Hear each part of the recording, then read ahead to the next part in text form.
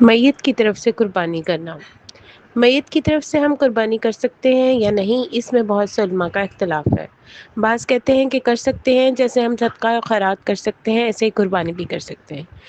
لیکن اس میں وہ یہ کہتے ہیں کہ اس کے بارے میں دلیل نہیں ہے، بس ایک دلیل یہ ہے کہ نبی کریم صلی اللہ علیہ وسلم نے اپنے آنے والی امت کی طرف سے قربانی کی،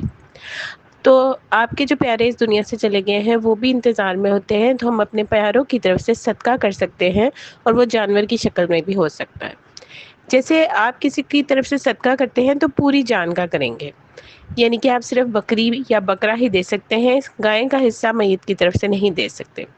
چونکہ 10 ذی الحج کو سب سے بڑی نیکی جانوروں کا خون بہانا ہے، تو آپ اپنے والدین کی طرف سے صدقہ کرنا چاہیں تو بہتر یہ ہے کہ صدقہ جو بکری کی شکل میں ہوگا وہ 10 ذی الحجہ کو کریں، اور عید والے دن یہ صدقہ ہو جائے گا۔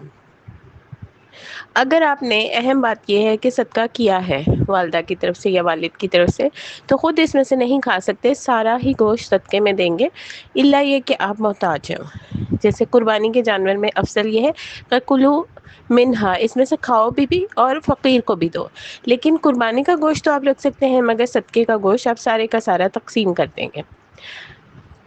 اگر کوئی شخص اپنے والدین کی طرف سے یا عزیزوں کی طرف سے ایصال ثواب کرنا چاہے تو اس کا بہترین حل یہی ہے کہ وہ قربانی، صدقہ، پانی پلانا اور دعا کرے۔